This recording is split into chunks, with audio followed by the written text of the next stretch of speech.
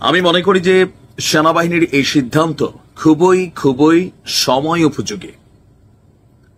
সেনাবাহিনী নিয়ে এত ধরনের মন্তব্য, পাবলিকলি কথাবার্তা, আমজনতার এই ধরনের হুমকি ধামকি বাংলাদেশের ইতিহাসে প্রথম।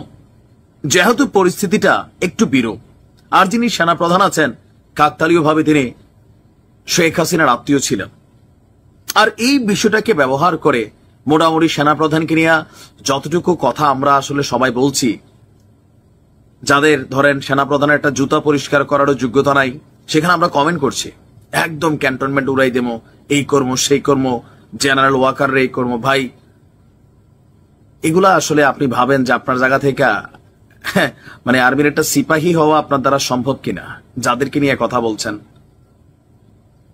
তো এই যে পরিস্থিতি, গতকালকে নাশকতার অভিযোগে বরখাস্তকৃত একজন সেনা সদস্যকে আমাদের সেনাবাহিনী গ্রেপ্তার করেছে। আইএসপির বিজ্ঞপ্তি ছিল, আমি নিউজটা দিছি, তাই না? এরপরে সেনাবাহিনী একটা বিবৃতি দিয়েছে, একটা অ্যাকশনে যাচ্ছে। আর এই অ্যাকশনটা জরুরি, কারণ ক্যান্টনমেন্টকে ঘিরে নানান পরিকল্পনা, নাশকতা ঘটতে পারে। কারণ এই মুহূর্তে আমরা দেখছি যে একটা গোষ্ঠী সুযোগে অনেক কিছু করতেছে, আর এই ব্যাপারে সেনাবাহিনী কিন্তু সতর্ক অবস্থান যাচ্ছে, বোঝাই যাচ্ছে। ঢাকা সেনানিবাস বা ক্যান্টনমেন্ট ঘিরে সব ধরনের সভা, সমাবেশ, মিছিল, শোভাযাত্রা, বিক্ষোভ প্রদর্শন অনির্দিষ্টকালের জন্য নিষিদ্ধ ঘোষণা করা হয়েছে।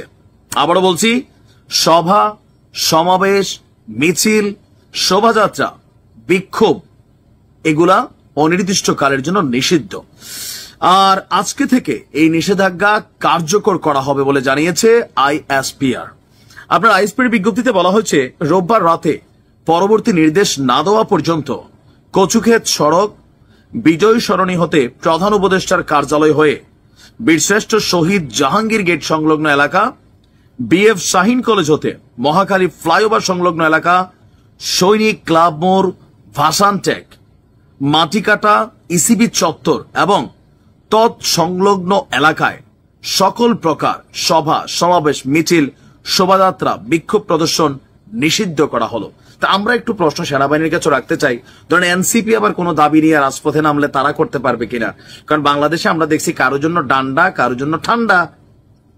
কারণ যমুনার আশেপাশে তো এগুলো আগেও নিষিদ্ধ ছিল, এখন তারা তো যাই করতে পারতেছে।